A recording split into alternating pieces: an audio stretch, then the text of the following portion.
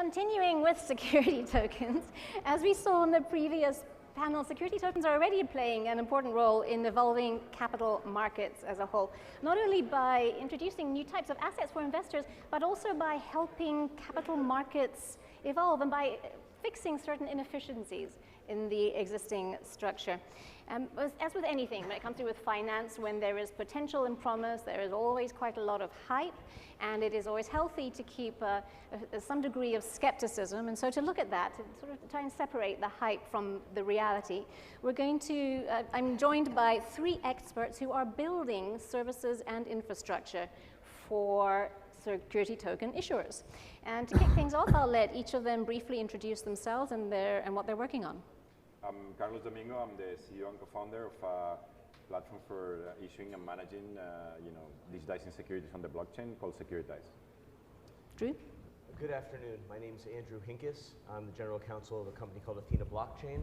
We're an investment bank that's focused on helping issuers raise funds and structure products using tokenization to offer their securities, or for companies that are sort of blockchain adjacent and want to build toward doing tokenized issuances.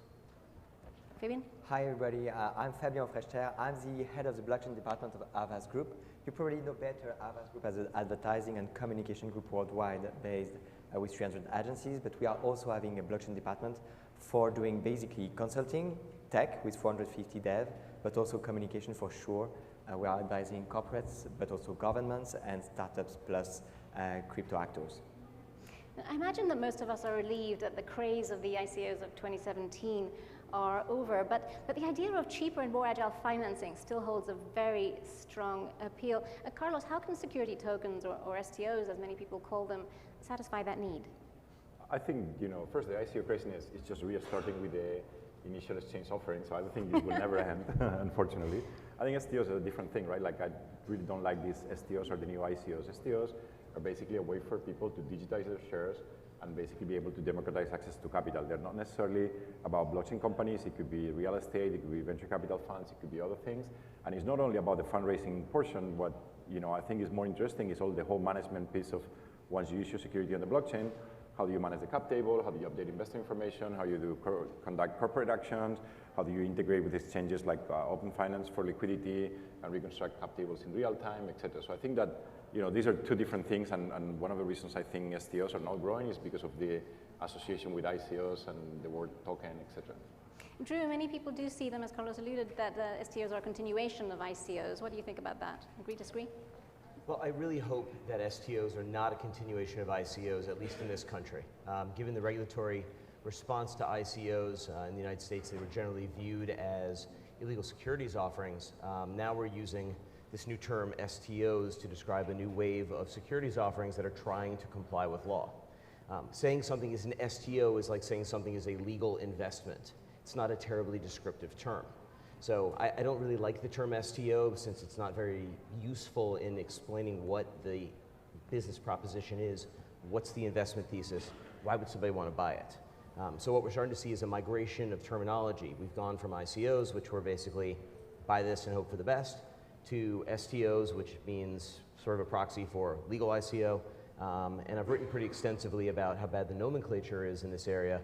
I propose sort of a four-part taxonomy as to how to address these assets that we can talk about in a little bit. The hopes being that if it's adopted, people will be able to use more descriptive terminology that will help to communicate to the buyers what they're actually getting when they buy an STO. Because it's not only just the taxonomy, it's this alphabet soup of various terms, the IEOs, and it is easy for anybody, even working in the sector, to get somewhat confused.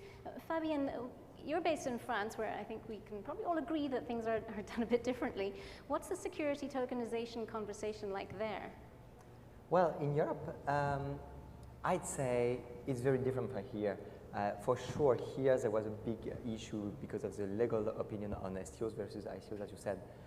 But first and foremost, I would go for the repetition issue. Yes, I agree. Yesterday it was ICOs, today it's STOs, tomorrow it will be ETOs or something else, and nobody cares. What is important are two things, and I think it's the key, and it is a key today, but will be furthermore worse tomorrow, or better, I don't know. Today, you feel like STOs are for fundraising money, like ICOs were for fundraising money, I mean value. But what we more and more see in Europe is that it's not only for value and money, it's also for building communities, using a value, and then with the blockchain, meaning the transparency, which allow you to manage your community, allow you to use this money to have a new business model.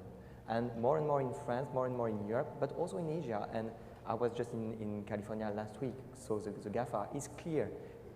Yes, security token is a new way of fundraising, but it's also coming, not only securities, but also utilities and other kind of tokens. But I feel like token is just a globally term, I'll use it. A new kind of social media, I'd say. Not only funds, but also a way to gather community, to make new business model and make growth of businesses. Okay, that's intriguing because you're touching in a way on one of the big advantages that the things that people many liked about the ICOs. It's not just about financing, it's about an entirely new business model, which includes creating community. Drew, how do you see this distinction now? So one of the key concepts of ICOs was you were going to buy a product, and in the future the issuers was create some sort of service, some sort of network, and the product you were going to use, or that you purchased, was going to have some use on that system. In reality, most of these systems were never created or have yet to be created, and people are using these bearer assets more or less like funds. And we saw recognition of that when FinCEN issued some new guidance the other day that said, we don't really care if you sold this thing as a utility, if it's used like money, it's going to be regulated like money. As we pivot over to the STO side of the world or the tokenized security side of the world, you're going to start to see much clearer lines. Things that are supposed to be equity or equity-like are going to be expressly equity or equity-like because the rules for issuance of these instruments require there to be full and clear disclosure, things that protect consumers where they're going to understand what it is that they're buying. So things like debt and equity are going to be rather simple. However, after the SEC has spent about 3 years hammering at us that these things are investment contracts, now we're going to start to see an explanation of what the terms of these investment contracts really are. And I think that Blockstack has taken a real leadership position in getting in front of regulators and explaining what the terms in professionalized documents for an investment contract would look like, what kind of disclosures might be necessary, what investors should be told about these sort of assets. And so seeing those documents getting filed for the first time and looking at the way that their very experienced counsel explained these things, to me was really exciting. And it's not just, the Blockstack example is not just about financing, as you pointed out, it is actually a utility token. Really. That's exactly right. So when you're doing equity, you're giving people things that are like equity. They're going to get an ownership share, they're going to get some sort of governance rights, they perhaps get dividends. When you're selling somebody debts, there's things that are traditionally debt. It is an expectation of repayment of the debt. And then everything in the middle is this investment contract. And so within the scope of the investment contract bucket is where you're going to see these more sort of forward-looking investments. I'm going to give you this, and in the future, you're going to trust me. I'm going to do something that's going to result in it having value. So I think that there are reasons to do tokenized equity. There are reasons to do tokenized debt, and I think a lot of the really interesting product is going to come out within the investment contract space. One of the big problems that we're going to see going forward is the fact that investment contracts haven't generally been a really popular product to hit markets. And so we have a lot of infrastructure that works, legal infrastructure that works really well around debt and equity, and we have a lot of questions as to how that's going to ever work for investment contracts. Carlos, I imagine a lot of the people that you talk to they know that they're issuing a security, that's what they come to you to do in a more efficient and more liquid way. What sort of demand are you seeing for the utility token aspect of this new concept?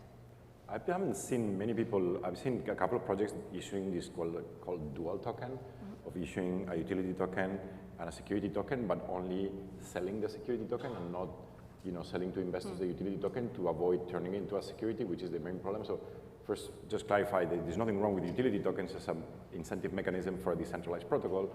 I think what the regulators have been saying is that when you take this utility token and you sell it to investors that have zero expectation to actually ever use it, and they just buy it because of appreciation of value, then you're turning into a security. Yeah. So I think this concept of this dual kind of issuance where people are buying an investment contract, as Drew was saying, as a security token, but at the same time there's a utility token alongside that allows you to get more benefit than just pure ownership, like maybe some payment mechanism or some additional benefits. I think Josh was mentioned that on the football team maybe you can get access to the players or discounts on the tickets and things like that. It's an interesting one. But I haven't seen many people doing it today. Do you think that because it seems to be easier now, and certainly there's more clarity around the issuance of security tokens and less around utility tokens, that's going to have an impact on innovation? I think, regulation, if it's very clear and if it doesn't get in the way of getting things done, is not a bad thing.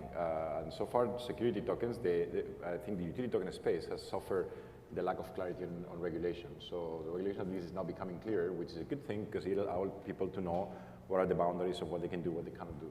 And the same will happen with utility tokens as we progress. Well, so security tokens, to be honest with you, they don't require at the moment any new, regulation from the regulators because they are securities, right? And securities laws exist. I think what they need to do is the securities laws, in particular in some countries like in the US, they're pretty old, right? So there's certain requirements there that today might not make sense or they might not be actually designed thinking about blockchain.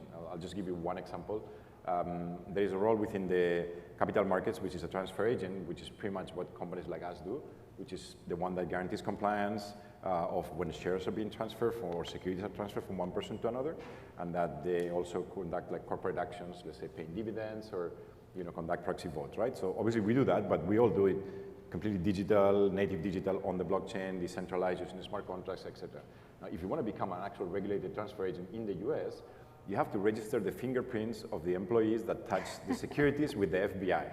And we are talking to the SEC and telling them, what share certificates? We don't touch share certificates. What do I register? The fingerprints of the engineers? Or, there's a lot of things like that that are not really designed thinking about blockchain, and I think that's where regulation needs to evolve. Yeah, it also makes you realize how much things have changed since 2017. Yeah, exactly.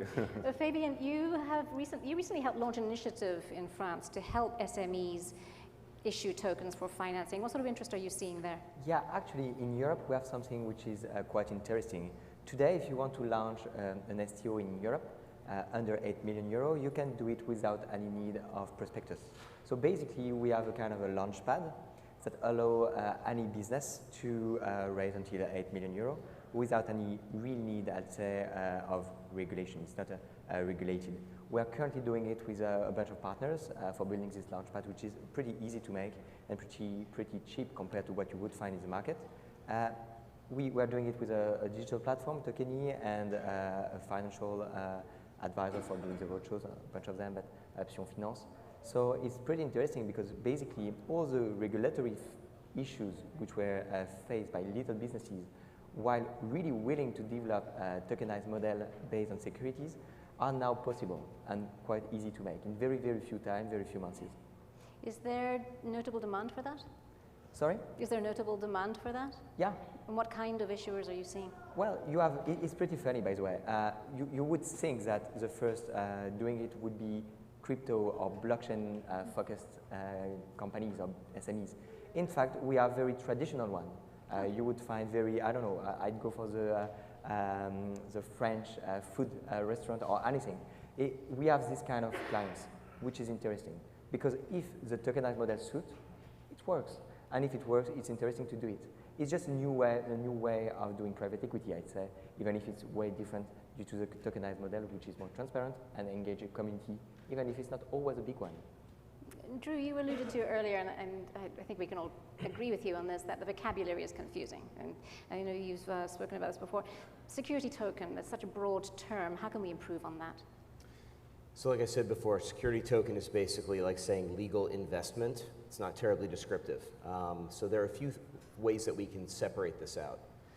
The first sort of proposal is to look at ICOs that people have said, all right, if we're selling these in the US, we have to sell them in a compliant way. So let's use some of our offering exemptions, Reg D and Reg S, for instance, being the most popular ones. What you end up there is sort of a product and strategy mismatch. As we've discussed, the essence of ICOs was that you needed to distribute this product widely, you needed to give, for there to be time for the network to be created, and you want to see movement, you want to see liquidity in the asset because you're using it. However, if you offer under Reg S and Reg D, you have various holding periods and you're limited to whom you can sell these assets to, which means if you need to widely distribute these assets to bootstrap them into a network that's going to be liquid, it doesn't work. The sort of kludge in the middle has always been the Reg A product, but the SEC has not been forthcoming in qualifying Reg A's to go to market. We're very optimistic with what we've seen from Blockstack that we're getting closer, but so far we don't see any of that. So I call those sickos. or securities wrapped ICOs. Yes, we should definitely use that term, yeah. Yeah, so I call those sickos, and I'm not, at this point, terribly optimistic about them.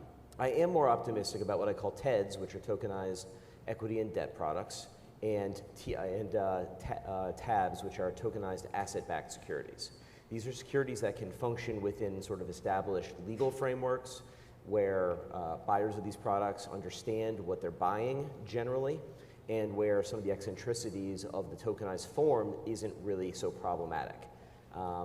There are advantages to issuers with respect to governance, the ability to know who your shareholders are, lower cost of capital, and the advent of oncoming marketplaces that will allow private placement issuers to find more potential buyers for a lower cost. As far as the governance goes, you get to actually streamline the proxy process, voting, you can know who your shareholders are, and you can actually directly communicate with them using technology instead of a whole bunch of vendors and some very data lossy processes. The final area that I think is really compelling are what I call TSIs, or transforming security interests. And these are essentially what Beyonce said in her song, "Pay me in equity." So basically what you're saying is that it's about to get more confusing before it gets less confusing, right? I think well, whatever words we use doesn't really matter. People that are used to buying equity and debt products are going to get used to buying them in a token form. People want to get access to products that are based on other products, tokenized gold, tokenized whatever. There's going to be a product available for them. And if that product is better than the existing, it might really take off. Yeah. The sickos, I predict, are probably going to fail. And the TSIs are probably going to be new and innovative and really interesting. They're going to convert into other products and open up some new behaviors for securities. That's exciting. Carlos? The word token is a bit problematic, right? So first, the technical word. It's just something that the blockchain community used to represent an asset within the blockchain. So it doesn't really mean anything to anyone that is not technical. And second, because the security token has the word token, it kind of like reminds people to the utility tokens and the ICOs and all the problems and the illegal stuff and scams and everything that has happened there. So I think one of the reasons why there's no investors there is because the ICO investors don't want to invest in security tokens because their expectation of profit, liquidity, upside, etc. is not there. KYC stuff. Yeah. So and then the people that invest in traditional assets, the moment they hear the word token, they think, oh, this is some scammer somewhere on the blockchain trying to sell me something, which is not good. So I think that digital securities, even though it doesn't say anything about blockchain being the digitization platform underlying the technology, is probably a better name because this is what it is at the end of the day. So as Drew was saying, if an investment product is good, when you digitize it, it actually has a lot of advantages both for the issuer, the investor, and the broker-dealer compared to like the analog form. And that's what it is. So. Yeah, so we need to just get rid of the token part of it. Right? I think the token part is a bit problematic. It might be a bit hard because we're so history, ingrained. Yeah. And I mean, here we are to hear about this kind of thing. Listen, about the fragmentation in the sector, I mean, there's a lot of different entities and startups building services for this. As the interest in the sector grows, do you see it becoming more fragmented or less so? I think like usually, if you look at how earlier stage markets start, even if it is fragmented in terms of like the different technology providers, what the people look for is what is called a whole solution, right? Someone you can come there and I'll give you the end-to-end, so you don't have to worry about cherry picking who is the best custodian for this, or who is the best broker-dealer, or who is the best protocol, or who is the best exchange. You look for someone that gives you everything, which doesn't mean everyone has to do everything, but partner and build a whole solution. As markets mature, you start seeing how the best of breed model appears because things are plug and play, and then you can take the best of breed for this product and the best of breed for that product, and people are more familiar with that. So I think that today, even though there's a lot of fragmentation in terms of provider, from a user perspective, at least what we try to do is to give them the whole solution. You want this, don't worry. Our platform will have custody with, let's say, BitGo, a broker-dealer within a blockchain. We'll have integration with open finance for trading. So you don't have to worry about it, even though they're not all our technologies, because otherwise it makes it very, very complicated for someone to go through a security token process today with the level of immaturity of the technology to put all the pieces together. So. Yeah, that sort of consolidation would make it easier for issuers, which would bring more volume in, which would further enhance consolidation, et cetera, et cetera. Okay, we've got very little time left, just a few seconds, very briefly, few words or less. Fabian, what are you most excited about over the next 12 months in this sector? Well, I would say very quickly 3 things. First, don't be scared about words. Securities, utilities at Avast Blockchain, we are currently in our department accepting all these even cryptocurrencies as a payment, so we don't care. Interesting. Second, the big issue, first and foremost, is funding. And we're currently working to have big announcements in the following weeks and months with big funds. I'll give you one name, Olam Capital for Europe, that bigger firms coming for helping us for our clients. And third, go to business. For security and utility, the go to business is the key. And that's one of our key works, not only at Avast, but also in our other mother holding, which is Vivendi, to connect with our business units. Okay, interesting, thanks. Okay, Drew, what are you most excited about in the next 12 months? I'm most excited about really attractive product being offered in token form to investors, and I'm really excited about a buy side that is educated as to what tokens mean and don't mean, that are ready to look at the strengths of the technology and not be scared off or confused by the form in which they're taking that security interest. That sounds cool. Carlos? Yeah, my answer is very similar. So I think today we've seen only alternative assets being issued on the blockchain with, let's say, alternative investors and alternative broker-dealers. I think that what we're going to see this year, hopefully before the end of the year, we're going to see a very institutional issuer with very known brand names that picks a very institutional bank as an underwriting and issue a security token on the blockchain. And that's what's going to really change things when that happens. And push us towards mainstream. Well, I hope we're here next year talking about exactly the Hopefully achievements we'll that we hooked here. up. Thank you very much for being here. Thank all of you for being here too. And I'll now hand over to the next Security Tokens panel.